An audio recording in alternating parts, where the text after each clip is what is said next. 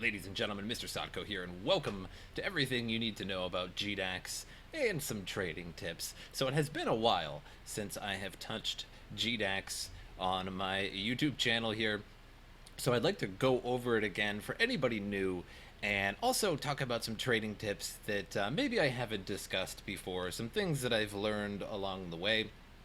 So we'll talk about that too. So if you don't already know, GDAX is the exchange of Coinbase. So if you have a Coinbase account, you already have a GDAX account. And so you essentially just log into it with the same information. So once you make a Coinbase account, you have a GDAX account. And so on GDAX, at first glance, it looks a little intimidating and looks a little harder to use. The reason why you would use GDAX, of course, is it has a lot more information in it, helps you trade a lot better, and also has no fees as long as you do it right. So once you buy some Bitcoin or what have you on Coinbase, you want to send it on over to GDAX. And so what you would do is you just click on deposit here, and this is where you have all kinds of stuff. You can actually deposit directly from your bank account here for an ACH transfer, and that takes about 7 days, and that is free. So you can directly deposit money onto GDAX for free. You just have to wait for it. You can also do wire transfers. There's a $10 wire transfer fee, and also your bank is going to have a fee as well to wire transfer out. I think mine is $20. So that would be about $30 just to transfer money onto GDAX. And if you're a first timer, you're probably not going to be putting that much money onto GDAX at once. And because of that, of course, you don't want to have any fees, because now you're going to have to trade up and down and up and down a lot to actually make the profit back for those fees. So you want to avoid fees at all costs, unless there's this huge dip in the price and you just want to buy it right now and don't care about that profit loss of the fees, because you know you're going to make it up when it comes back. And we can talk about that in a little bit, I suppose. So the Coinbase account here, if you had bought Bitcoin, for example, on Coinbase, you can actually just click on Bitcoin wallet here, and it will have so much Bitcoin in there, a fractional amount or however much you bought, and then you can just type it in over here if you had 0.09 or something, and you can deposit, and it'll show up right here.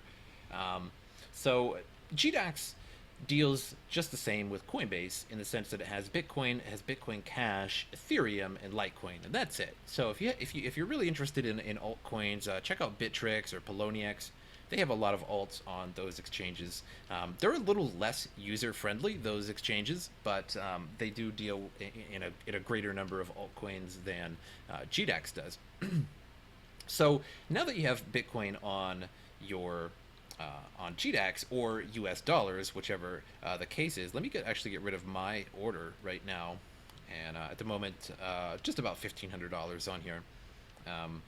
And if you want to transfer to your bank account, we'll just show that now. And you want to hit withdraw and then to your bank account. And of course, I could withdraw my max amount. That's how much I have in there. And then, of course, you're going to get this two-factor authentication code for the Authy app that you have to have on your phone. Just a little annoying, but of course, it's good to have a two-factor authentication so that nobody's just sending money away from your account. So that's pretty good. And you can also transfer back to Coinbase if you would like as well. And transfers between Coinbase and GDAX are free. So you would just type in however much you wanted to send to your bank account and then withdraw. And it's going to be an ACH. Of course, you can bank wire it back to your bank account, but again, that's going to be a fee on GDAX and your bank's end. So it's probably going to be another $30, maybe $40, depending on how much your bank charges for wiring funds. So it's best just to use the ACH, be patient, and wait that 6 or 7 days. Usually it's 6 for me. But so now we're all ready. Let's say you deposited this amount of money onto Coinbase, or rather through your bank account through an ACH transfer. And you waited that 7 days, 6 days, what have you. And you come online and boom, there's your money. And so you're ready to go now. Unless you had already bought Bitcoin, of course, on Coinbase, but either way. So now we're looking to make a buy here. So we see these three options here, and the market buy, if you buy with a market buy, you're going to be a taker of liquidity because you're just taking it straight out from the market. So that is considered to be a taker. because there is a taker and a maker in terms of the fees. And don't get too worried about these because the way I'm going to tell you guys is that there won't be any fees as long as you do it basically the way I show you. So if you do a straight up market buy, you're going to get that Bitcoin and you're going to get it right now for the price that it is right now, which is great. But again, there's going to be a pretty big fee for that. So there's going to be a taker fee of likely this, depending on how much you really have. But so maker fees are 0%, taker fees are quite a bit. So pretty much avoid the market buy. So we're going to go on to limit buy here, and this is what you're going to primarily use. And this advanced probably won't be here, but if you click on that, you're going to want to have this post only selected. It's going to always be selected, so just leave that there. And you have a few different force policies, if you will. So usually good till canceled is the best bet, in my opinion, particularly if you're just starting out. So now we have to choose a price. So we want to buy, but we actually have to choose a price below this. So if you follow this chart, you're going to want to look at the trends of the chart, and you're going to notice at times, certain times of the day, there's always a low, and that's usually 3 or 4 in the morning, and also just before lunch as well, during lunchtime. So for me, those hours are obviously around noon, and as you can see, it happens here. 10 a.m. today, it dropped quite a bit. And that's where you'd want to buy. So you don't want to buy right away. You don't want to just jump right into it, because what if you bought all the way up here and then you watch the price soar down? You would feel pretty bad, although it's probably going to come back up. But either way, you don't want to buy at the high point, obviously.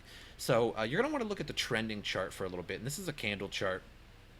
So all the green indicates times at which it ended that it was higher than it previously was. So this is 1 hour candle chart. It can go to 15-minute blocks here. And the red ones are obviously when it was dipping during that period. And the candles are, it dipped all the way during that period, all the way down here to 15,209. But really it ended right here at the bottom of this candle here. So you read the green ones at the top and you read the red ones at the bottom. So you'll start to see this trend every day. And of course this trend does vary from time to time. It's not a clockwork sort of thing. It doesn't have a circadian rhythm in that sense, but it is pretty, you'll see a repeating pattern over and over and over. And if you just wait till around noon, or if you waited till 3 or 4 in the morning and you bought, you're probably getting a good deal. But again, just for a few days, look at this chart and start to study it. When does it go down for you? What time does it go up for you? And then make your buy after that. So we'll go back to the limit here. So we're going to be skipping around a little bit. There is quite a bit to go over. And so with a limit price, we want to set a price. Obviously, we want to get a good buy. And right now it's $14,938. The lowest it got at this point today was about $14,600 and some dollars. So let's say I was about to go to sleep for the night, and I would like to pick up some Bitcoin overnight, but I don't want to bid too low, because if I bid too low and it doesn't reach that price, obviously I'm not going to buy it. So let's do something pretty conservative, and we'll do $14,800. And so I'm pretty confident that it would reach $14,800. And for the amount here, we want to just click and pre-fill all of our money. Now you can just bid whatever you want, but it's easiest just to click this and fill in all of your money. And that's how much we would buy at $14,800 with nearly $1,500. So we're going to place the order. And since this is a limit, and I placed that below this price here, below market value, it's going to be a maker buy. So I'm going to have no fees whatsoever. So when I make the purchase, when the price dips to that level, I'll buy it free and clear, no fee whatsoever. So we're going to click place that order, and that works the same with sell too. So if we wanted to sell it, let's say we had it at we did buy it at 14.8, then we can take a look at some of the trending top level here and make a guess as to what it would be maybe tomorrow. So it's reaching 15,300. We see that, it's starting to go back up. We do have the exponential moving average overlays on right here. So that takes away the little bars you see. It's called the exponential moving average. This is the 12-day average, and this is the 26-day average. And unfortunately, there's a little bit of lag with these, so you don't get that information until the next block comes along. But if you see it starting to move up, it generally means that it will keep moving up, at least for a little while. It's just yet another tool, another indicator for you to use if you so choose. And so, again, that works the same with a limit sell. So we would want to sell it kind of high. Let's just, for example, say 15.3. And if we had bought this, if this actually had successfully bought at 14,800, I would have 0.1 Bitcoin and some odd amount. And that would show up here. And then I could actually pre-fill all that. So when I click on pre-fill, of course I'm going to do it because I don't have the Bitcoin, so I'm going to do it manually here. But it would look something like this. And there'd be some odd zeros or something past that, depending on whatever the value is. And then I would click sell. And so I'd sell that much Bitcoin at 15,300. So I'd make about... So now I would have $1,545. So before I had nearly $1,500. I think it was $1,495. And after selling it, if I were to buy it there and then sell it at 15.3, I'd make about $50. So that's not too bad. And you could do that multiple times a day or just once a day. Just before you're going to bed and wake up. Just set the price and go to work, do whatever for the rest of the day, and perhaps it sells, perhaps it buys, and you make a little money that day. And you just keep doing it and keep building up Bitcoin. So a stop order is a little bit more complicated. So if I was going to buy with a stop order, I would want to set a pretty good price. So I would want to, let's say I was hoping that the price was going to get all the way down to $14,500. But I wasn't so confident in that because I don't know if it's actually going to dip to 14,500. So you could set a safety net here at 14,700. So if the price dropped to 14,600, now it didn't reach 14,500, but let's say it starts to go back up. So it reached 14,600 and then started to go back up, and it reached 14,700, it would purchase at that price at 14,700. It would stop that. It would purchase it right there. It would sort of like your safety net. You can do it with a sell as well, in the same manner. And however, that is a market buy right there. So if it hit my limit price, that's a limit buy, and that's a maker order. But if it has to stop the price at 14,700, it's taking it from the market, and that's a taker buy. So this would result in a fee if it landed on the stop price. So if it went below 14,700 and it went all the way to 14.5, I would purchase it free and clear with no fees. But if it did not reach 14.5 and went back up to 14.7 and then it purchased, that's a fee. So again, stop orders probably a little bit more advanced. I don't really see too many reasons to ever pay a fee when buying or selling Bitcoin, other than if there was a big dip. Then I don't see a problem going to Coinbase and using your credit card or your debit card to pick up some quick coin, some discount coin, if you will, because it's a good time to buy, of course, when it's so low. So trading in a bear market, you could say that the market is a little bearish at the moment. I don't know, maybe more bullish. It's actually starting to go up. Bitcoin suffered sort of most coins anyway, sort of suffered a big dip in the past couple weeks. And so trading in a bear market, so if you have, I have about 0.1 Bitcoin at $1,500, and so if it dipped below, I wouldn't sell. But if it dips really far and then it levels out from there, you can actually go ahead and sell, and you would think, well, wouldn't I be losing a lot of money? And the answer is yes. Your Bitcoin at one point was worth more money, but now it is not. So you lost US dollars by selling it, but you still have the same amount of Bitcoin, right? So now you can trade within the dip, and now you're trading below where it has leveled off. And as it's going to rise back to its original price, you will be trading off and on all the way up, and hopefully making more money than just riding the dip all the way up. And so you can trade in there, but day trading in a bear market once it has dipped and then trading within that dip is a little bit more advanced. And so if you buy into Bitcoin and you're trading around and then the price dips on you and you're holding on to this Bitcoin, what I recommend for a new user is just to wait. Just wait until the price goes up. This happens frequently. And most people at this point just see it as a great opportunity to buy when Bitcoin dips, because this happens every few months. It will dip and people freak out. It dips $6,000-$7,000, people freak out, and any long-term Bitcoin holders are sort of sitting there with a margarita, just picking up cheap discount Bitcoin, no problems in the world, sort of thing. So, hope you guys liked my impersonation there, but so don't worry about it. Just sit and hold it and wait for the price. If you really want to trade in a bear market, you sort of have to wait till the dip actually levels back out, because if you sell it on the way down, then it's going to be kind of a hassle, because you're going to have to wait for that to come back up. But once you wait for the dip to level off, then you can actually begin trading within it, and you don't actually lose raw Bitcoin. It's worth less money now, but you still have the same amount of Bitcoin, so you can still be trading up and down within the dip once it levels off.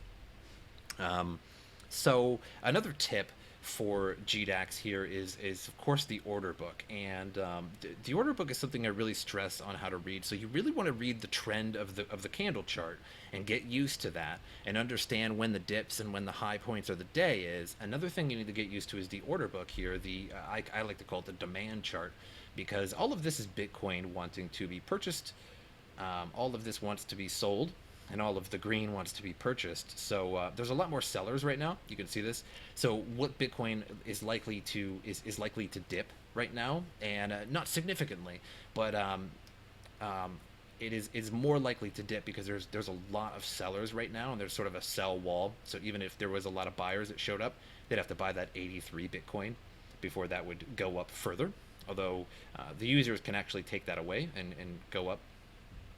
So this is a short-term demand chart. So this will not look the same 8 hours from now.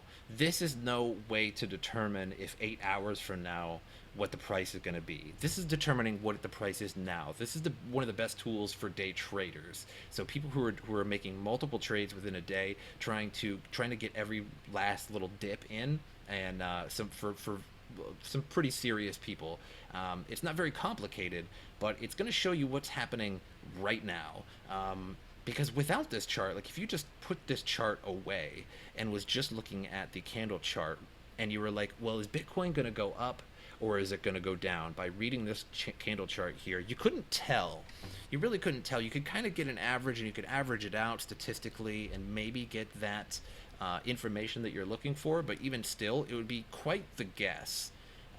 And that's where the order book comes in. And is it going to dip or is it going to go up? And my vote is that it's probably going to stay around the same here, and then eventually going to dip, because there's a lot of sellers coming out, and also it's very late at night when people start to sell for the day. As you can see, the price is starting to go down, and my Bitcoin actually might purchase at 14.8 here pretty soon.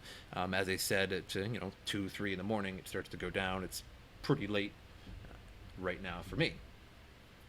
So the order book, a very useful tool. So just get used to seeing this. And again, it's very volatile and it'll change on a dime. But it's one of the best tools that you can use to just determine, hey, is the price going to go up or is it going to go down? And this is going to give you one of the best bets for that. Whereas the candle chart, in my opinion, is the best for trending. So over the course of a few days, you get the idea of a trend of what it's going to be, what it's going to do today within a few hours or so. So another GDAX tip is to check other coins. Sometimes other coins are down much further than the coin that you might be trading the most. So maybe you trade Bitcoin and you pretty much exclusively trade Bitcoin back and forth and you're day trading it. Well, if you take a look at Litecoin, sometimes you might be able to get a pretty good deal, because Litecoin might move quite a bit. So $232 now. So with the same amount of money with Litecoin, I could buy many Litecoin compared to how much Bitcoin I can buy. So if I bought in right now at 233, and if I was to manage to sell it, although this is going backwards in time, but just bear with me, and to sell it at 261, that's not too bad. So for $232, I could buy just about six and some odd maybe of Litecoin. And so the difference there is about $30 from this height. And again, this is over a day old. So but if it does jump up $30 and you wait, and you have like 6 Litecoin, that's $180 difference there. So that's a pretty good trade as well. So definitely check other coins. For example, Bitcoin Cash is down quite a bit right now, by 9.22%. So that's pretty discounted. Just think of these prices discounted. If you were holding Ethereum, it's up by 7.5%, or nearly 8%.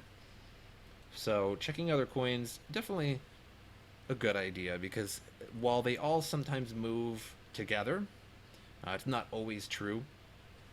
And sometimes one coin does really good, and sometimes one coin is really far down and could be a good buy at the time. So make sure you guys are looking around for that too. So if you're one of the people that want to day trade and send money to your bank account daily, first and foremost, of course, you're going to need a good amount of Bitcoin to do that. To be able to make enough every day to just send some to your bank account. And whether or not you're living on it or just doing it as a hobby, the less Bitcoin you have in your trading, of course, the less you're going to be making, because everybody knows you need money to make money. Just look at Trump. I mean, his family only gave him just a mere $1 million, and now, I don't know, the guy's a billionaire or whatever. I'm not even sure. I'm pounding on my desk again. But either way, you need money to make money. But even $1,000, even $100, just to get started, learning trading. So if you just put in $100 or $200, just to know how to do it, and if you successfully make money, even if it's only just a few bucks, then you're on the right track. And that if you were to have thousands in there, you're on the right track, and you're making money, and you're doing the right thing. Another thing that doesn't necessarily have to do with GDAX is ICO coins. So if you're looking to get into trading and you're looking to make some profit, one of the best ways to do that is brand new crypto coins. So a lot of these brand new crypto coins are pennies on the dollar, sometimes just $1 each, sometimes less than pennies, and you can pick up tons of them. If you just put down $100, $1,000, you can pick up a ton of these coins. And if they go up a little bit, then you make a lot of money really fast. And so some of these coins, they start off as just pennies, and then a few months later, they're $2 or $3. And that doesn't sound like a lot, but if you bought 700-800 of them for $1,000, and then they went up in price by 300 or 400%, you're in for quite the treat in terms of your income. So now, this website is not necessarily the one I would recommend, but you can check around. There's tons of ICO sites. If you just type in ICO coins or new ICO coins into Google, you're going to find a ton of websites that show you different new ICO coins. So this is somewhat like gambling, unfortunately. It's sort of like, kind of like that movie, The Wolf of Wall Street. And he was all about the pink slips. There were the pink sheets that listed coins that didn't have enough capital to get onto NASDAQ. So what he was doing was selling these ICO coins to people, or these pink stocks to people, and they were pennies on the dollar. So if you were to invest in one of these companies and they go sky high, you make a ton of money. So it was a kind of a get rich scheme. I'm sure everybody's seen the movie, but that's not such the case in these ICO, because I never really see too many of these. Now there's a ton of coins, and some of them just never go anywhere, and that's the problem. They don't really necessarily bust and disappear, and you lose all your money and you lose your coins. You're still gonna have your coins, but there is a chance that it doesn't necessarily go anywhere. So one coin that I was talking about, I made a video, I think it was about a month ago, and it was on Naga coin, and it was this fresh coin, and there was a lot of people backing it, and so it was a fresh ICO, and at the time it was at $1, and if you if you bought during the ICO, you'd get like 30% free. So if you bought 1,000 of them for $1,000, you'd get 1,300 of them. And then now look at the coin; it has since been released, and it is $2.52 a coin. It actually was a little bit more than that not too long ago. It was nearly, almost borderline $5. So that's quite the income as well. Now the trade history on GDAX is not really, shouldn't have to worry about that too much. I know I stumbled a lot on that. That was weird. But it just basically shows what is being bought and what is being sold at the time. And it's not too, sometimes it fills and you'll see it explode with a particular order or a particular sell or buy. So sometimes it'll flood with green and sometimes it'll flood with orange. And that means either price is skyrocketing upwards or skyrocketing downwards, but you can see that clear as day with the candle chart. So basically, it's not really too useful in my opinion, but I believe that is pretty much it with GDAX. I kind of wanted to go over everything that I wanted to go over. Let me read my little chart here, and I believe I've covered just about everything. So again, you never really lose money unless you sell it for less than you bought it for. And I know that's weird because I was just talking about don't, or I was just saying don't do that. But then I was saying you can trade in a bear market. So for a newbie, what you would do is just never sell for less than you purchased it. And when you get a little bit more advanced, you can sell for less than what you purchased if there was a big correction and now the trading is occurring at a lower price. So you can hop downwards, you're going to keep the same amount of Bitcoin, and then you can just ride it back up. But that's a little bit for advanced users. So you might think, oh, I don't want to get into this because I don't want to lose money. Just purchase something, purchase a small amount, try and practice trading, and just never sell for less than what you bought. Another thing I wanted to go over real quick is you always want to buy lower than you previously sold it. So let me give you an example. If you can see down here, I'm not sure if my camera is in the way at the moment. A few trades ago, I had purchased, or I had sold at $14,801, and then I repurchased it at $14,650, and my latest sell was at $15,350, and now I'm attempting to purchase lower again. So what happens when you do that is you're going to acquire more Bitcoin, because once I purchase this at 14,008, I'm actually going to purchase 0.1 Bitcoin. So when I go to sell it at about 15.3 again, I'm going to end up with more US dollars than I had before in fiat. And then when I go to buy again, I'm going to attempt to buy it at a lower price again than what I had just sold it at. So then that way I end up with more Bitcoin. I'll end up with 0.11 Bitcoin instead of just 0.10 Bitcoin. And so you keep doing that and you keep doing that, and eventually you'll be making more and more. Because with 0.10 Bitcoin, oops, didn't mean to click on that. With 0.10 Bitcoin, that's 1/10. So every $100 that I trade, so if I bought it at 14,700 and then sold it at 14,800, I'd make $10. So it's $10 per $100. Or I would make $100 if I had purchased it at 14,700 and sold it at 15,700. That's $100 extra for me. So you can kind of look at that and gauge how much you'll make. So if you had 0.11, you make $11 per $100, and so on. We can all do math, and we get the point at the moment.